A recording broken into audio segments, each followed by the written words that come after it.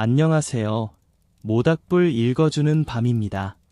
그림 형제의 그림 동화집 제8편을 이어서 들려드리겠습니다.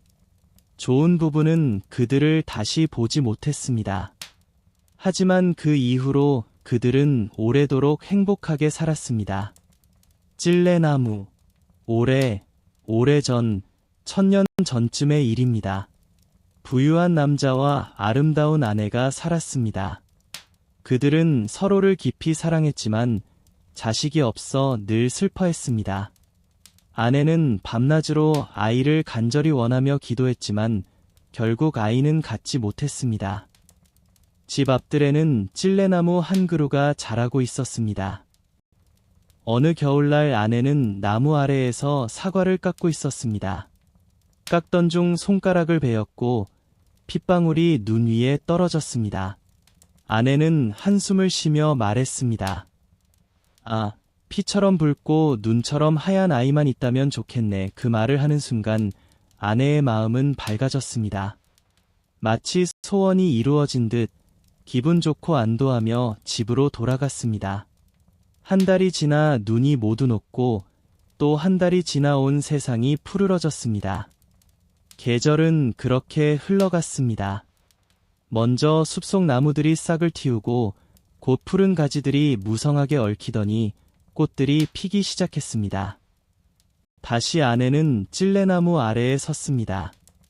나무는 달콤한 향기로 가득했고 아내의 마음은 기쁨으로 가득 찼습니다. 행복에 젖어 무릎을 꿇었습니다. 얼마 지나지 않아 열매가 둥글고 굳어지자 아내는 기쁘고 평화로웠습니다. 하지만 완전히 익은 열매를 따서 먹자 아내는 슬픔과 병에 걸렸습니다. 잠시 후 남편을 불렀습니다. 내가 죽거든 찔레나무 아래에 나를 묻어주세요. 라고 울먹이며 말했습니다. 그러자 아내는 다시 안도감과 행복을 느꼈습니다. 한 달이 채 지나지 않아 작은 아이를 낳았습니다. 아이를 보니 피처럼 붉고 눈처럼 하얀 것을 보고 너무나 기뻐 죽음을 맞이했습니다. 남편은 아내를 찔레나무 아래에 묻고 슬픔에 잠겨 눈물을 흘렸습니다. 하지만 점차 슬픔은 옅어졌습니다. 때때로 아내를 그리워했지만 평소처럼 생활할 수 있었습니다. 얼마 후 남편은 다시 결혼했습니다. 그는 작은 딸을 얻었고 첫 번째 아내의 아이는 남자아이였습니다. 아이는 피처럼 붉고 눈처럼 하얀 아이였습니다. 새어머니는 딸을 매우 사랑했지만 남자아이를 보면 마음이 아팠습니다. 남자아이가 자신의 아이의 방해꾼이 될까 봐 걱정했고 자신의 아이에게 모든 재산을 물려주고 싶어 했습니다. 이러한 악한 생각은 새어머니의 마음을 사로잡고 남자아이에게 매우 잔인하게 대했습니다. 새어머니는 남자아이를 밀치고 쫓아다녔고 가난한 아이는 두려움 속에 살며 평안을 누리지 못했습니다. 학교에 가는 시간부터 돌아오는 시간까지 말입니다. 어느 날 어린 딸이 창고로 달려와 어머니에게 말했습니다. 어머니, 사과 하나 주세요. 어머니는 그래, 내 아가야 라고 대답하며 큼지막한 뚜껑과 튼튼한 철제 자물쇠가 달린 상자에서 예쁜 사과를 하나 꺼내 주었습니다. 어린 딸이 다시 말했습니다. 어머니, 제 동생에게도 하나 줄 수 있나요? 어머니는 그 말에 언성을 높였지만 응, 학교에서 돌아오면 줄게 라고 답했습니다.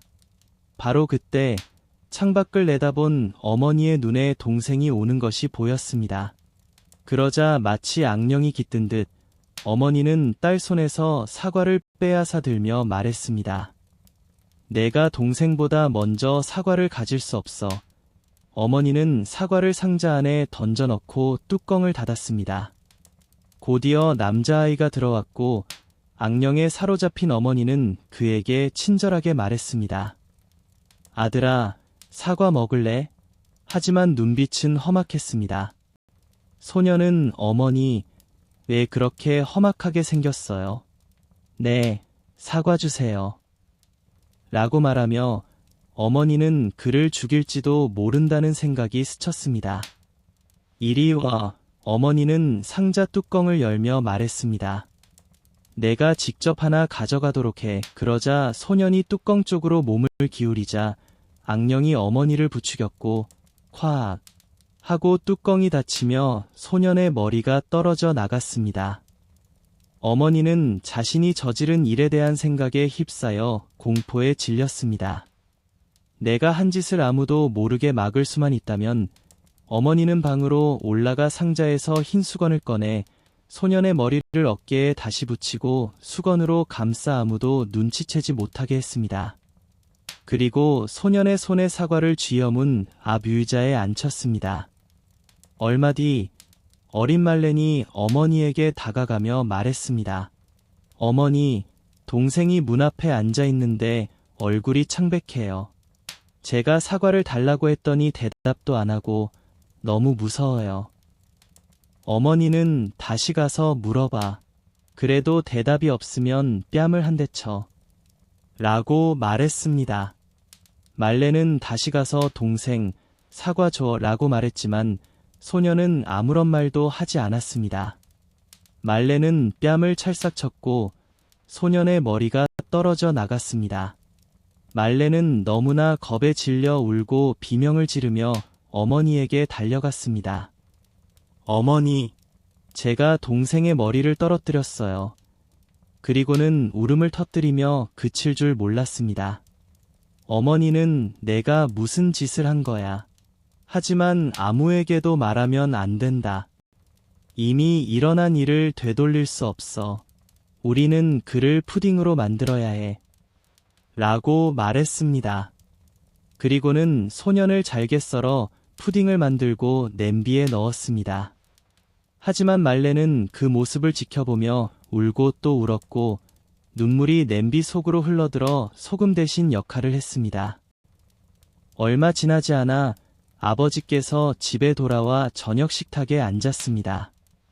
내 아들은 어디 있나? 아버지께서 묻자 어머니는 아무 말도 하지 않고 검은 피푸딩 한 접시를 내밀었습니다. 말렌은 여전히 울음을 멈추지 않았습니다. 어머니, 내 아들은 어디 있소? 아버님. 아들은 할머니 쪽 고모 할아버지 댁에 갔습니다. 꽤 오랫동안 머물러 있을 거예요. 무슨 일로 거기에 갔는데 나에게는 작별 인사도 하지 않고 아이가 거기에 있는 게 좋다고 하더군요. 6주 정도 없을 거라고 말했어요. 잘 챙겨지고 있을 겁니다. 나는 걱정됩니다. 만약 괜찮지 않을 경우를 생각하면 말이죠. 그리고 아이는 나에게 작별 인사를 해야 했어요. 남편은 식사를 계속하며 작은 말레나, 왜 울고 있느냐? 내 오빠는 곧 돌아올 거야. 라고 말했습니다. 그러고는 아내에게 더 많은 푸딩을 달라고 했고 먹으면서 뼈들을 식탁 밑으로 밀어 넣었습니다. 작은 말레는 계단으로 올라가 가장 좋은 실크 손수건을 제일 아래 서랍에서 꺼내 식탁 밑에 있는 뼈들을 모두 싸서 밖으로 가지고 나갔습니다. 그리고 울음을 멈추지 않았죠. 그러다 주너퍼 나무 아래 푸른 잔디밭에 뼈들을 내려놓았는데 그 순간 슬픔이 모두 사라지고 더 이상 울지 않았습니다. 그리고 주너퍼 나무가 움직이기 시작했습니다. 가지들이 앞뒤로 흔들렸습니다. 마치 기쁨으로 박수를 치는 듯이 말이죠. 그 후 나무 주위로 안개가 덮였고 안개 속에서 불길이 타오르는 듯한 빛이 보였습니다. 그리고 그 불길 속에서 아름다운 새 한 마리가 날아올랐습니다. 새는 높이 하늘로 날아오르며 아름다운 노래를 불렀습니다. 더 이상 보이지 않을 때까지 말이죠. 주너퍼 나무는 이전과 같이 그대로 섰고 실크 손수건과 뼈들은 사라졌습니다. 작은 말레는 마치 오빠가 아직 살아있는 것처럼 가벼운 마음과 행복한 기분으로 집으로 돌아와 쾌활하게 식탁에 앉아 음식을 먹었습니다.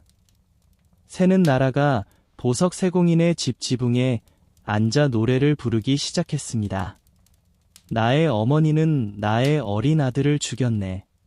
나의 아버지는 내가 사라졌을 때 슬퍼했네. 나의 누이는 나를 가장 사랑했네. 그녀는 내 위에 손수건을 덮어주었고, 내 뼈들이 주눅어 나무 아래 놓이게 했네. 키잇, 키잇, 나는 얼마나 아름다운 새일까. 보석 세공이는 작업장에서 금 사슬을 만들고 있을 때 지붕 위에서 새가 부르는 노래를 들었습니다. 그는 그 노래가 너무 아름답다고 생각하여 뛰어나가 집 문턱을 넘는 순간 슬리퍼 한 짝을 잃어버렸습니다. 한쪽 발에는 슬리퍼를, 다른 쪽 발에는 양말을 신고 거리 한가운데로 달려갔습니다. 작업복은 그대로 입고 있고 손에는 금 사슬과 벤치를 들고 있었죠. 그렇게 새를 올려다보고 있는데 햇빛이 거리 위로 밝게 쏟아졌습니다. 새야, 내 노래가 얼마나 아름다운가. 그 노래를 다시 불러줘라. 안 돼. 새는 말했습니다. 나는 대가 없이 노래를 다시 부르지 않아. 금 사슬을 주면 다시 불러줄게. 자, 여기 사슬이 있다. 가져가. 보석 세공이는 말했습니다. 자, 여기 사슬이 있다. 가져가. 보석 세공이는 말했습니다. 새는 그럼 다시 불러주지 라고 대답하며 금 사슬을 오른쪽 발톱에 움켜쥐고 다시 노래를 불렀습니다. 내 어머니는 어린 아들을 죽였네. 내 아버지는 내가 떠났을 때 슬퍼했네. 내 누이는 나를 가장 사랑했네. 그녀는 내 얼굴에 스카프를 덮어주고 내 뼈를 취해 쥐나무 아래 묻어주었네. 끼잇, 끼잇, 얼마나 아름다운 새인가. 새는 날아가서 대장장이 집 지붕에 앉아 똑같은 노래를 불렀습니다. 내 어머니는 어린 아들을 죽였네. 내 아버지는 내가 떠났을 때 슬퍼했네. 내 누이는 나를 가장 사랑했네. 그녀는 내 얼굴에 스카프를 덮어주고 내 뼈를 취해 쥐나무 아래 묻어주었네. 끼잇, 끼잇, 얼마나 아름다운 새인가. 대장가비는 새의 노래를 듣고 셔츠 소매를 걷어올린 채 뛰어나와 지붕 위에 앉은 새를 올려다보았습니다. 새야, 내 노래가 정말 아름답구나. 그는 아내에게 외쳤습니다. 아내, 나와서 새를 보렴. 얼마나 아름답게 노래하는지 들어봐. 그리고 아이들과 제자들을 불렀고 모두 거리로 뛰어나와 새를 보았습니다. 붉은색과 초록색 깃털, 마치 연마한 듯 빛나는 황금빛 목, 그리고 머릿속에 있는 두 개의 밝은 별 같은 눈동자를 보며 감탄했습니다. 새야, 그 노래를 다시 불러줘라. 대장가비는 말했습니다. 안 돼. 새는 대답했습니다. 나는 대가 없이 노래를 다시 부르지 않아. 무언가를 주어야 해.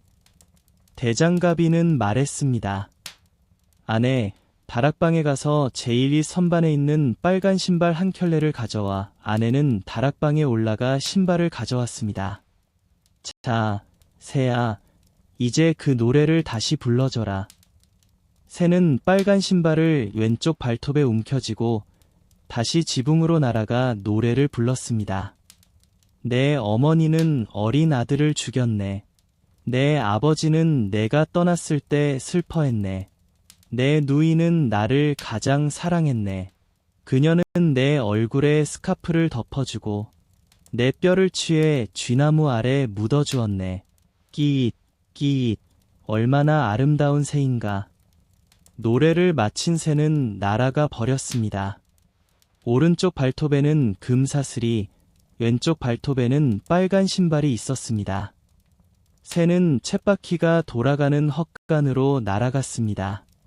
똑딱, 똑딱, 똑딱. 헛간 안에는 풍차방앗간 일꾼 20명이 돌을 쪼고 있었고 패, 쳇, 패, 쳇, 패, 쳇 소리가 나는 가운데 쳇바퀴는 똑딱, 똑딱, 똑딱 돌아갔습니다. 새는 헛간 앞에 온나무에 앉아 노래를 불렀습니다. 내 어머니는 어린 아들을 죽였네. 한 일꾼은 일을 멈추고 내 아버지는 내가 떠났을 때 슬퍼했네. 두 일꾼이 더 멈춰 듣고 내 누이는 나를 가장 사랑했네. 내 일꾼이 더 멈춰 듣고 그녀는 내 얼굴에 스카프를 덮어주고 내 뼈를 취해 쥐나무 아래 묻어주었네.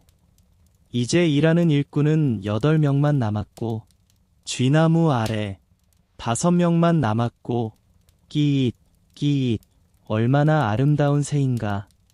그리고 이제 딱 한 마리 끼잇 끼잇 얼마나 아름다운 새인가. 그때 그는 위를 올려다보니 마지막 일꾼도 일을 멈췄습니다. 새야, 내 노래가 정말 아름답구나. 나도 한번 듣고 싶어. 다시 불러줘. 실소, 새가 대답했습니다. 나는 헛되이 2번 노래하지 않소. 저 떡갈도를 가져다 주면 다시 불러줄 테요. 내 것이라면 줄 수 있겠소. 남자가 말했습니다. 그래, 그래. 다른 일꾼들도 말했습니다. 다시 불러주기만 한다면 줄 수 있소.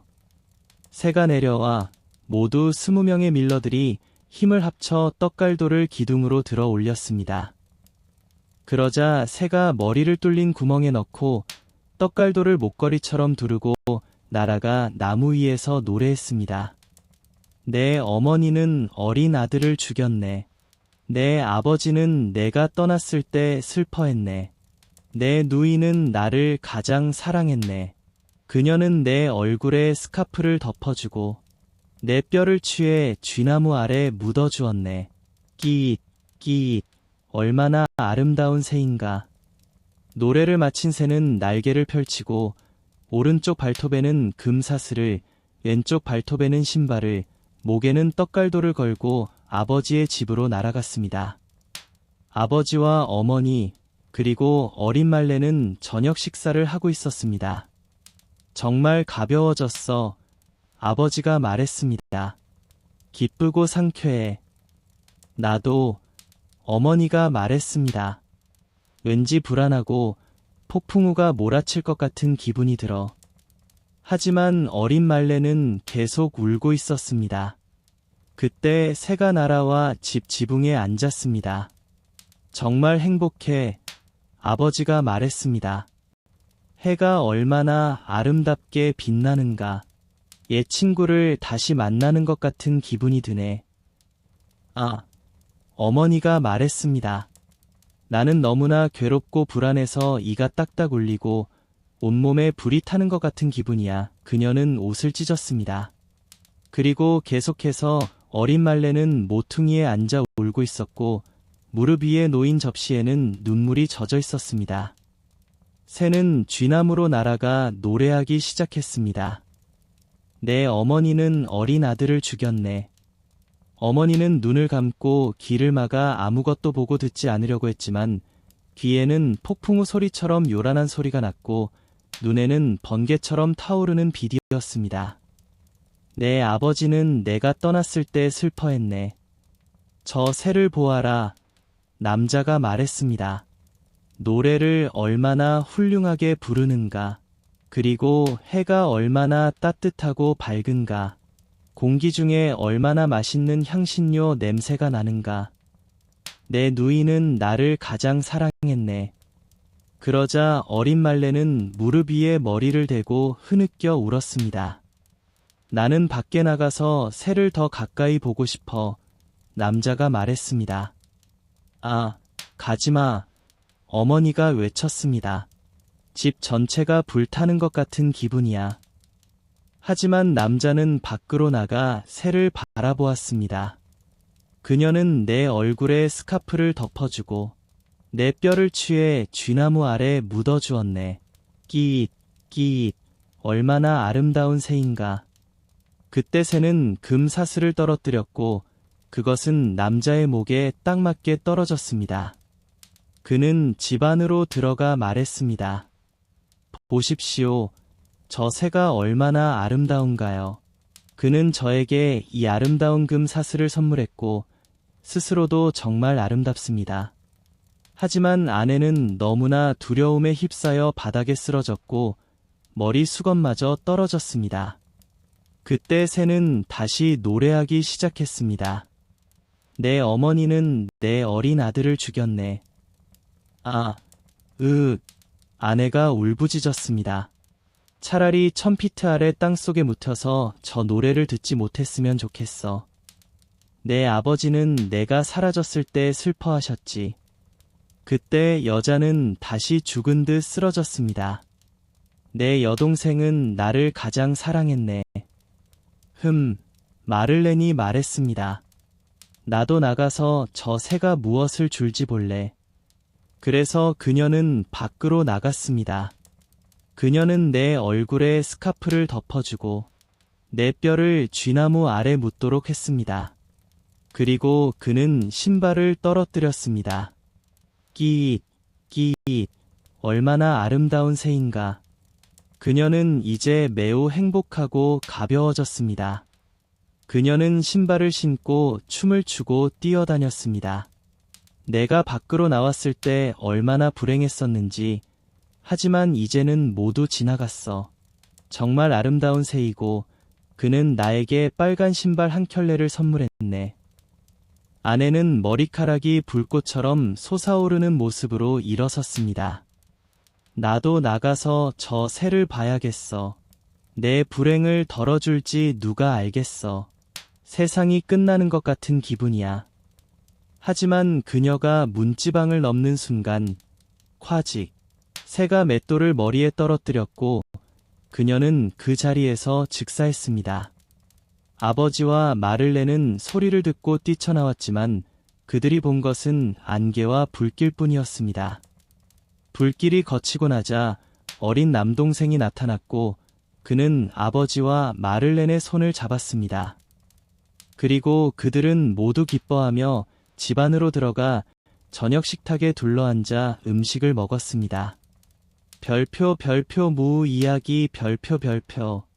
두 명의 형제는 모두 군인이었습니다. 한 명은 부유했고 다른 한 명은 가난했습니다. 가난한 남자는 자신의 처지를 바꿀 방법을 찾고 싶었습니다. 그래서 그는 붉은 코트를 벗어버리고 정원사가 되어 땅을 잘 갈아엎고 무를 심었습니다.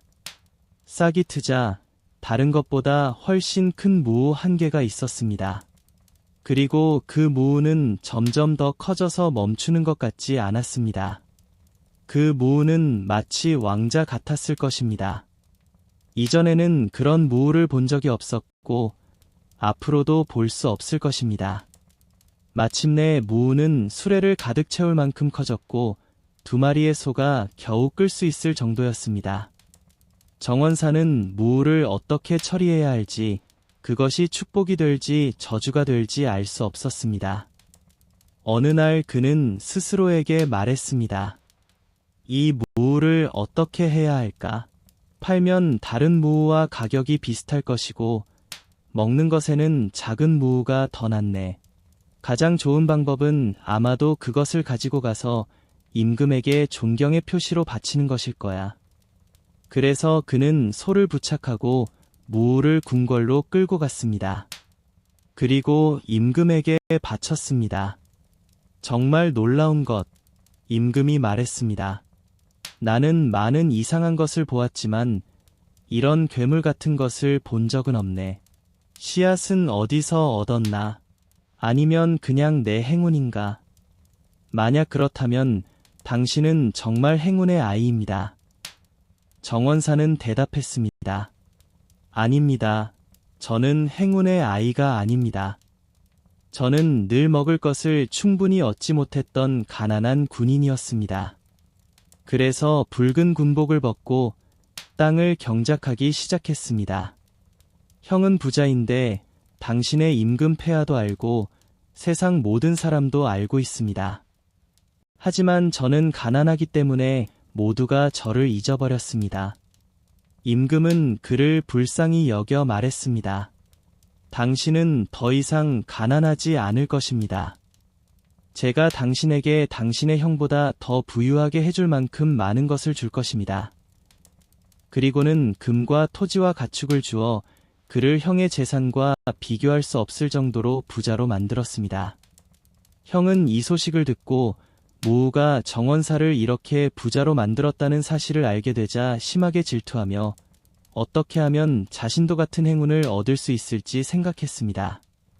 하지만 형보다 더 교묘하게 방법을 꾀하기로 하고 금과 아름다운 말들을 모아 임금에게 바쳤습니다. 형이 단지 무우 하나로 이렇게 많은 것을 받았으니 자신의 선물은 얼마나 큰 가치가 있을까 생각했습니다. 임금은 그 선물을 매우 기꺼이 받아들이고 그보다 더 귀하고 놀라운 것을 줄 수 있을지 몰랐습니다. 그래서 그 병사는 마차에 실어 집으로 끌고 가야 했습니다. 집에 도착한 그는 누구에게 분노와 악의를 쏟아야 할지 몰랐습니다. 그리고 마침내 사악한 생각이 떠올라 형을 죽이기로 결심했습니다. 그래서 그는 몇 명의 악당을 고용하여 그를 살해하도록 했습니다. 그들에게 매복할 곳을 알려준 후 그는 형에게 가서 말했습니다. 사랑하는 형님, 제가 숨겨진 보물을 찾았습니다. 함께 가서 판에서 반으로 나누어 가지도록 합시다. 다른 형은 그의 교활함을 의심하지 않았습니다. 그래서 그들은 함께 길을 나섰고 걷던 중 살인자들이 뛰쳐나와 그를 묶고 나무에 매달려 죽이려 했습니다. 하지만 그들이 준비하고 있을 때 멀리서 말발굽 소리가 들려 그들을 겁먹게 했습니다. 그래서 그들은 죄수를 목과 어깨를 함께 넣어 자루에 넣고 밧줄로 나무에 매달아 올린 다음 도망쳤습니다. 한편 그는 열심히 팠고 마침내 머리를 내밀 수 있을 만큼 큰 구멍을 냈습니다. 말 탄 사람이 다가왔는데 그는 즐겁게 노래를 부르며 말을 타고 여행하는 학생이었습니다. 자루 속의 남자가 나무 아래를 지나가는 학생을 보자 안녕하세요. 안녕하세요. 내 친구. 하고 외쳤습니다. 학생은 주위를 둘러보았지만 아무도 없고 어디에서 목소리가 나는지 몰라 누가 부르느냐? 하고 외쳤습니다. 나무 위의 남자는 대답했습니다. 고개를 들어보세요. 제가 여기 지혜의 자루에 앉아 있습니다. 여기에서 짧은 시간 안에 위대한 것과 놀라운 것들을 배웠습니다. 이 자리와 비교하면 학교에서 배운 모든 것은 헛된 공기에 불과합니다. 조금만 더 있으면 인간이 알 수 있는 모든 것을 알게 될 것이고 인류에서 가장 현명한 사람보다 더 지혜로워질 것입니다. 여기에서 저는 하늘과 별의 징조와 움직임을 꿰뚫어 봅니다. 바람을 조종하는 법칙, 해변의 모래알수, 병자를 낫게 하는 방법, 모든 약초와 새, 그리고 보석의 효능까지도 알 수 있습니다. 친구, 이곳에 단 한 번이라도 온다면 지혜의 힘을 느끼고 인정하게 될 것입니다. 학생은 이 모든 말을 듣고 깊이 생각했습니다. 마침내 그는 말했습니다. 저를 만나주신 하루와 시간이 축복받았습니다. 제가 잠시나마 자루 안에 들어갈 수 있게 해주실 수 없을까요? 그러자 상대방은 매우 못마땅한 듯 대답했습니다. 잠시 동안 너를 여기 앉혀둘 수는 있겠으나 내가 나를 잘 보살펴주고 친절하게 대해야 하네. 내가 아직 모르는 몇 가지를 배우고 나서야 다시 내려갈 수 있을 테니 1시간 정도 더 기다려야 할 걸세. 학생은 자리에 앉아 기다렸지만 시간이 지체되면서 초조해졌습니다.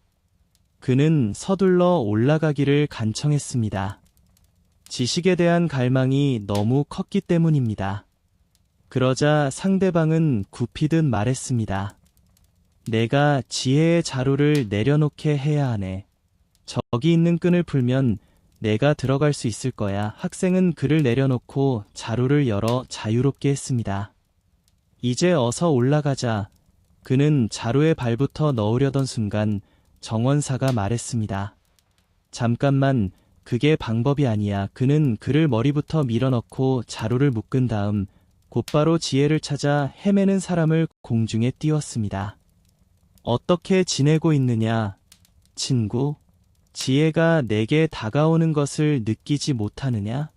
더 지혜로운 사람이 될 때까지 그곳에서 평화롭게 쉬도록 해라. 그렇게 말하며 그는 학생의 말을 타고 달려갔고 가난한 남자를 두고 떠났습니다. 그는 누군가가 와서 그를 내려놓을 때까지 지혜를 얻으며 기다리게 되었습니다. 클레버 한스. 한스의 어머니가 말했습니다. 어디 가는 길이냐, 한스? 한스는 대답했습니다. 그레텔에게로. 잘 행동하렴, 한스. 네, 잘 행동할게요. 안녕히 계세요, 어머니. 안녕히 계세요, 한스. 한스는 그레텔에게 갔습니다. 안녕하세요, 그레텔. 안녕하세요, 한스. 좋은 것이 있니? 없어요. 뭔가 받았으면 좋겠어요. 그레텔은 한스에게 바늘을 주었습니다. 한스는 말했습니다. 안녕히 계세요, 그레텔. 안녕히 계세요, 한스. 한스는 바늘을 받아 집더미 수레에 꽂고 집으로 돌아갔습니다. 안녕하세요, 어머니. 안녕하세요, 한스. 어디 다녀왔니? 그레텔에게로. 무엇을 받았니? 아무것도 안 받았어요. 뭔가 받았어요. 그레텔이 무엇을 주었니? 바늘을 주었어요. 바늘은 어디 있니, 한스? 집더미 수레에 꽂혀 있어요. 그건 잘못했어, 한스. 내 소매에 꽂았어야지. 괜찮아요. 다음에는 더 잘할게요. 어디 가는 길이냐, 한스? 그레텔에게로. 어머니. 잘 행동하렴, 한스. 네, 잘 행동할게요. 안녕히 계세요, 어머니. 안녕히 계세요, 한스. 한스는 그레텔에게 갔습니다. 안녕하세요, 그레텔. 안녕하세요, 한스. 좋은 것이 있니? 없어요. 뭔가 받았으면 좋겠어요. 그레텔은 한스에게 칼을 주었습니다. 안녕히 계세요, 그레텔. 안녕히 계세요, 한스. 한스는 칼을 받아 소매에 꽂고 집으로 돌아갔습니다. 안녕하세요, 어머니. 안녕하세요, 한스. 어디에 있었니? 그레텔과 함께였어요. 무엇을 받았니? 아무것도 안 받았어요. 오히려 줬어요. 그레텔이 무엇을 줬니? 칼을 줬어요. 칼은 어디 있니, 한스? 소매에 꽂혀 있어요. 그렇게 하는 건 잘못됐어, 한스. 주머니에 넣었어야지. 괜찮아요. 다음에는 더 잘할게요. 어디로 가니, 한스? 그레텔에게 가요, 어머니. 잘 행동하렴, 한스. 네, 잘 행동할게요. 안녕히 계세요, 어머니. 안녕히 계세요, 한스. 한스는 그레텔에게 갔습니다. 안녕하세요, 그레텔. 안녕하세요, 한스. 무엇을 가져왔니? 아무것도 안 가져왔어요. 뭔가 받았으면 좋겠어요. 그레텔은 한스에게 어린 염소를 줬습니다.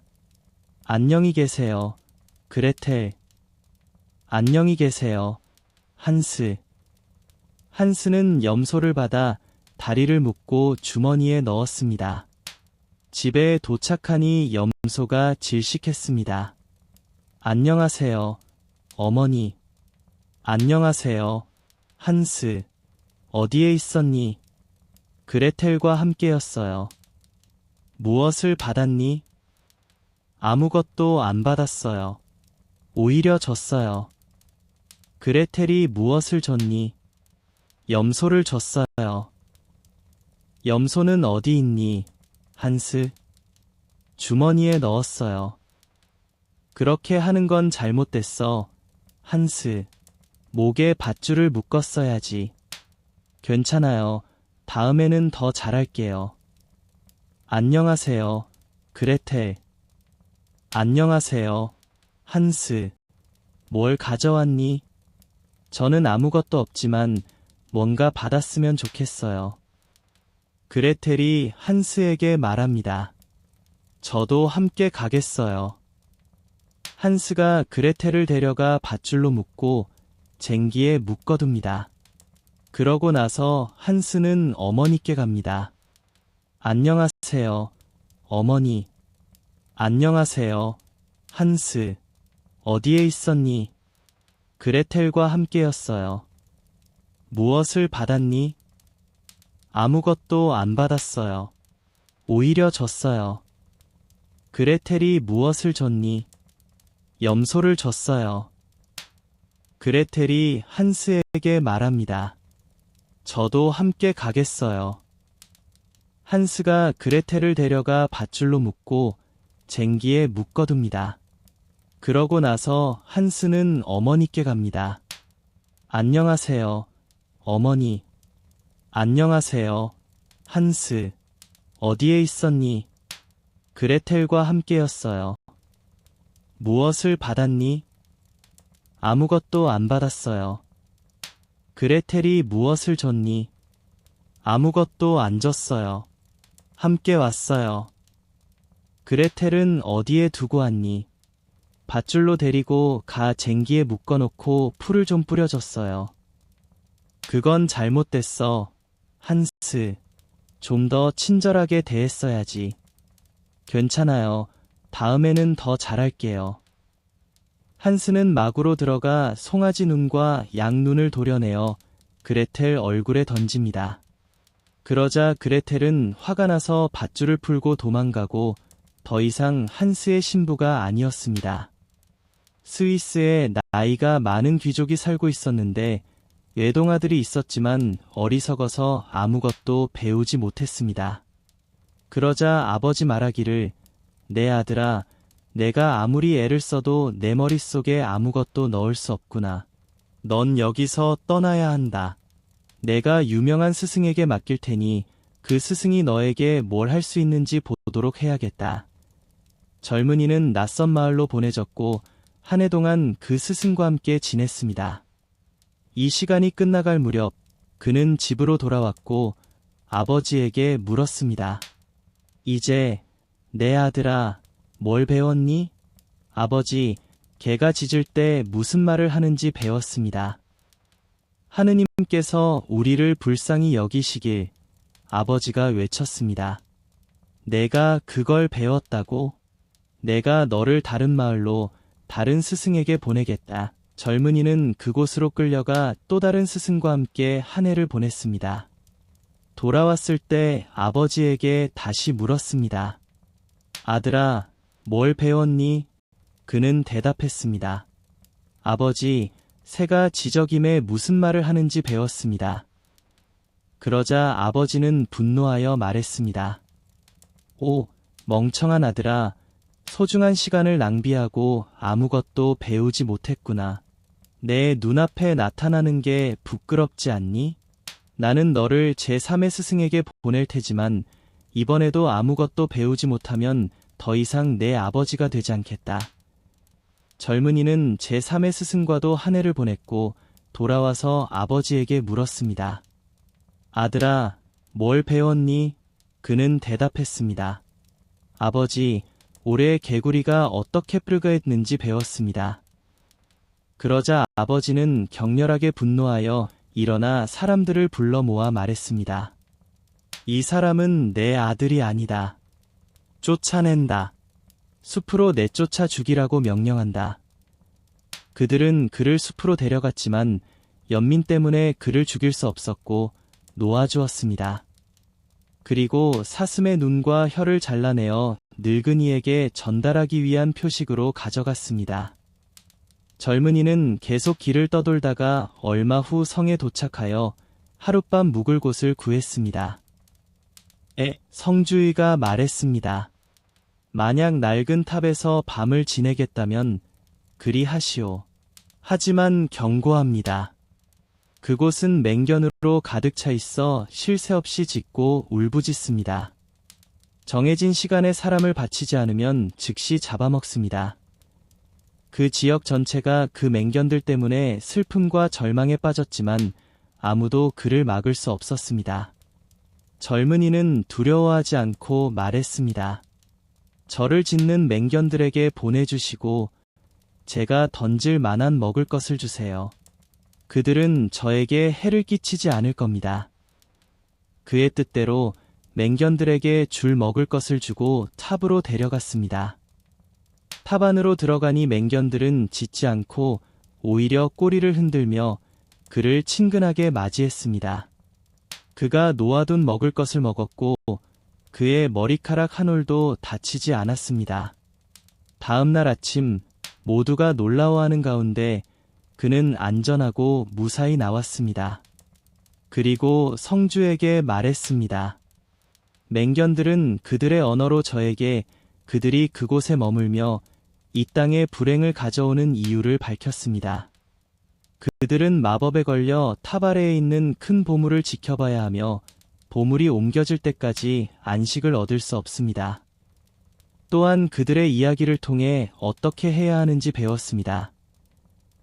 모두가 이 말을 듣고 기뻐했고 성주는 그가 성공적으로 해내면 그를 아들로 삼겠다고 했습니다. 그는 다시 탑 아래로 내려가 자신이 해야 할 일을 알고 있었기에 완벽하게 해냈고 금으로 가득 찬 상자를 가지고 나왔습니다. 그 후 맹견들의 울부짖음은 더 이상 들리지 않았습니다. 맹견들은 사라졌고 나라는 어려움에서 벗어났습니다. 어느 정도 시간이 흐른 후 그는 로마로 여행을 떠나고 싶다고 생각했습니다. 길을 가던 중 그는 개구리가 앉아 꽈꽈 소리를 내는 습지를 지나쳤습니다. 그는 그들의 말을 듣고 그 내용에 깊이 생각하며 슬퍼졌습니다. 드디어 그는 로마에 도착했고 교황이 막 사망했으며 추기경들은 누가 후계자가 될지 큰 의논을 하고 있었습니다. 그들은 마침내 신성하고 기적적인 표식으로 구별되는 사람이 교황으로 선출되기로 합의했습니다. 바로 그때 젊은 백작이 교회 안으로 들어왔고 갑자기 두 마리의 눈부시게 흰 비둘기가 그의 어깨에 날아와 앉았습니다. 성직자들은 그 표식이 위에서 왔음을 알아보고 그 자리에서 그에게 교황이 되겠느냐고 물었습니다. 그는 망설였고 자신이 그만한 자격이 있는지 알지 못했습니다. 하지만 비둘기들은 그에게 그렇게 하라고 조언했고 결국 그는 예라고 말했습니다. 그리고 그는 축성되었고 그가 가는 길에 개구리들에게서 들었던 이야기가 너무나 큰 영향을 미쳐 교황이 되리라는 예언이 이루어졌습니다. 그는 미사를 집전해야 했고 단 한 단어라도 몰랐지만 두 마리의 비둘기가 계속해서 그의 어깨에 앉아 속삭여 주었습니다. 여우와 고양이. 어느 숲에서 고양이가 여우를 만났습니다. 고양이는 생각했습니다. 저 여우는 영리하고 경험도 풍부하며 세상에서 꽤나 인정받는 존재겠지. 그래서 고양이는 친근하게 말을 걸었습니다. 안녕하세요. 훌륭한 여우 신사님. 잘 지내시나요? 요즘은 어떻게 지내시는지요? 여우는 오만함으로 가득 차 고양이를 머리부터 발끝까지 훑어보며 대답할지 말지 한참 망설였습니다. 결국 여우가 말했습니다. 어이구, 턱수염 깎는 녀석, 얼룩덜룩한 바보, 배고픈 쥐 잡는 녀석, 넌 뭘 생각하고 있는 거냐? 내가 어떻게 지내는지 물어볼 뻔했느냐? 뭘 배웠지? 몇 가지 재주나 알고 있니? 고양이는 겸손하게 대답했습니다. 저는 단 한 가지 재주를 알고 있습니다. 여우가 물었습니다. 무슨 재주냐? 고양이가 말했습니다. 사냥개가 쫓아오면 나무 위로 뛰어올라 제 몸을 지킬 수 있습니다. 여우가 말했습니다. 그게 전부냐? 나는 100가지 재주를 가지고 있고 거기에다 교활함이 한 섬뜩이나 더 있지. 넌 불쌍하다. 나랑 같이 와라. 내가 어떻게 사냥 계획에서 벗어나는지 가르쳐 주겠다. 바로 그때 사냥꾼과 4마리의 개가 나타났습니다. 고양이는 재빠르게 나무 위로 뛰어올라 나뭇가지와 잎들 속에 완전히 숨어버렸습니다. 여우 신사님, 가방을 열어주세요. 고양이가 외쳤지만 개들은 이미 여우를 붙잡고 있었습니다. 고양이가 외쳤습니다. 아이고, 여우 신사님. 온갖 재주를 다 갖춘 당신이 망했습니다. 만약 당신도 나처럼 나무를 잘 타기만 했다면 목숨을 잃지 않았을 텐데. 사랑하는 자녀들아, 가난한 남자가 내 아들에게 말했습니다. 나는 너희에게 줄 것이 아무것도 없으니 너희는 세상 밖으로 나가 운을 시험해야 한다. 먼저 어떤 기술이나 직업을 배우고 어떻게 살아남을 수 있는지 살펴보거라. 그래서 내 형제는 지팡이를 손에 쥐고 작은 짐을 어깨에 메고 아버지에게 작별 인사를 한 후 모두 함께 문 밖으로 나갔습니다. 꽤 멀리 떨어진 곳에서 네 형제는 네 갈래 길에 도착했습니다. 각각 다른 나라로 이어지는 길이었죠. 장남이 말했습니다. 여기서 헤어져야겠다. 하지만 내년 후에 이 자리로 돌아와서 그동안 각자 어떻게 살아남을 수 있는지 시험해 보도록 하자. 각 형제는 각자의 길을 걸었습니다. 장남이 서둘러 가던 중 한 남자가 그에게 다가와 어디로 가는지, 무엇을 원하는지 물었습니다. 장남이 대답했습니다. 저는 세상 밖으로 나가 운을 시험해 보려고 합니다. 먼저 어떤 기술이나 직업을 배우고 싶습니다. 남자가 말했습니다. 그렇다면 나를 따라오너라. 내가 가장 교활한 도둑이 되도록 가르쳐 주겠다. 장남이 말했습니다. 그건 정직한 직업이 아니니 결국에는 무엇을 얻을 수 있겠습니까? 교수형이라도 당할 텐데. 남자가 말했습니다. 걱정할 필요 없다. 내가 가르쳐 주는 것은 남들이 얻을 수 없는 물건을 훔치는 법뿐이다. 나는 아무도 모르는 곳에서 아무도 신경 쓰지 않는 물건만 훔친다. 그래서 젊은이는 그를 따르기로 하고 곧 놀라운 재주를 발휘하여 마음만 먹으면 닿는 곳이 없었습니다. 두 번째 형도 한 남자를 만났습니다. 그 남자는 그가 무엇을 하려고 나섰는지 알고 보니 어떤 기술을 배우고 싶어 하는지 물었습니다. 아직 잘 모르겠습니다. 라고 그가 대답했습니다. 그러자 남자는 말했습니다. 그렇다면 나와 함께 별을 관찰하는 사람이 되어 보십시오. 별자리를 이해하면 그 어떤 비밀도 풀 수 있는 고귀한 기술입니다. 그 계획이 그에게는 매우 마음에 들었고 그는 곧 능숙한 별 관찰가가 되었습니다. 정해진 시간이 지나고 떠날 때가 되자 스승은 그에게 망원경을 건네며 말했습니다. 이 망원경으로 하늘과 땅에서 일어나는 모든 것을 볼 수 있으며 그 어떤 것도 숨길 수 없을 것입니다.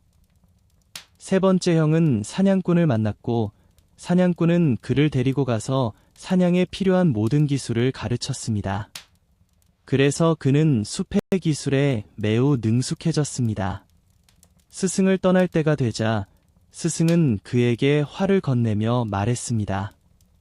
이 활로 쏘는 것은 무엇이든 반드시 맞힐 수 있을 것입니다. 막내 아들 역시 자신이 무엇을 하고 싶어 하는지 묻는 남자를 만났습니다. 재봉하는 사람이 되어보는 건 어떻겠습니까? 라고 남자가 물었습니다. 아니에요. 라고 젊은이가 말했습니다. 아침부터 저녁까지 꼼꼼하게 바늘을 들고 오리깃털을 쑤시면서 일하는 건 절대 저에게 맞지 않아요. 남자는 대답했습니다. 아, 그런 재봉이 아니에요. 나와 함께 오세요. 완전히 다른 기술을 배우게 될 겁니다. 달리 할 일이 없어 보이자 그는 그 제안에 응했고 처음부터 재봉 기술을 배우기 시작했습니다. 스승을 떠날 때가 되자 스승은 그에게 바늘을 건네며 말했습니다. 이 바늘로 무엇이든 꿰맬 수 있습니다. 아무리 부드러운 달걀처럼 섬세하거나 아무리 단단한 쇠붙이처럼 거친 재료라도 말입니다. 꿰맨 자국은 보이지 않을 정도로 완벽하게 마무리될 것입니다. 내 형제가 약속한 시간, 4년이 지나고 나서 네 곳의 길목에서 만났습니다. 서로 반갑게 맞이한 후 아버지 댁으로 향했습니다. 그리고 아버지에게 자신들에게 일어난 일과 각자 어떤 기술을 배웠는지 이야기했습니다. 그러던 어느 날 집 앞에 있는 아주 높은 나무 아래에서 앉아 있을 때 아버지는 말했습니다. 각자 얼마나 잘하는지 시험해 보고 싶군요. 그래서 아버지는 올려다보며 두 번째 아들에게 말했습니다. 저 나무 꼭대기에는 뻐꾸기의 알이 5개 있습니다. 그 안에 몇 개의 알이 있는지 말해보세요. 별 관찰가는 망원경으로 올려다보며 말했습니다. 5개요. 이제 장남에게 말하리다. 아버지의 말에 장남이 대답했습니다. 새가 알을 덮고 부화시키고 있는 동안에도 알을 건드리지 않고 가져오도록 하시오. 교활한 도둑은 나무에 올라가 새가 아무것도 모르게 5개의 알을 아버지에게 가져왔습니다. 새는 아무것도 모르고 편안하게 앉아 있었습니다. 그러자 아버지는 알을 가져다가 탁자 내 모서리에 하나씩 놓고 가운데 하나를 놓으며 사냥꾼에게 말했습니다. 한 번에 5개의 알을 모두 반으로 잘라보시오. 사냥꾼은 활을 들고 아버지가 원한 대로 한 번에 5개의 알을 잘랐습니다. 이제 내 차례다. 아버지는 젊은 재단사에게 말했습니다. 알과 그 안의 새끼들을 다시 꿰매어라. 총알에 해를 입지 않도록 깔끔하게 말이다. 재단사는 바늘을 들고 아버지의 지시대로 알을 꿰맸습니다. 꿰매는 것을 끝내자 도둑이 알을 다시 둥지 속으로 가져가 새가 눈치채지 못하게 덮어두었습니다. 새는 계속 앉아 알을 품었고 며칠 후 새끼들이 껍데기에서 나왔습니다. 목덜미에 붉은 줄무늬가 희미하게 남아 있었는데 재단사가 꿰맨 흔적이었습니다. 잘했구나, 아들아. 아버지는 칭찬했습니다. 너희는 시간을 잘 활용했고 가치 있는 것을 배웠구나. 하지만 누가 상을 받아야 할지 모르겠다. 부디 너희의 재능을 쓸모있게 활용할 수 있는 날이 오기를. 얼마 지나지 않아 나라에 큰 소란이 일었습니다. 왕국의 공주가 흉포한 용에게 납치당했기 때문입니다. 왕은 딸을 잃은 슬픔에 잠겨 밤낮으로 애도하며 공주를 데려오는 자에게는 공주를 신부로 주겠다고 발표했습니다. 네 형제는 서로에게 말했습니다. 이것은 기회다. 한번 해보자. 그리고 공주를 구해낼 수 있을지 함께 의논했습니다. 내가 곧 공주가 어디 있는지 알아낼 수 있다. 별을 관찰하며 말하는 형이 유리경을 들여다보았습니다. 잠시 후 멀리서 공주를 본다. 바위 위에 앉아있고 용이 곁에서 지키고 있구나. 그는 왕에게 달려가 자신과 형들을 태울 배를 달라고 요청했습니다. 그들은 함께 바다를 건너갔고 마침내 약속된 곳에 도착했습니다. 그곳에서 공주는 별을 관찰한 형이 말한 대로 바위 위에 앉아 있었고 용은 머리를 공주의 무릎에 올려놓고 잠들어 있었습니다. 용에게 쏘기 어려워 사냥꾼이 말했습니다.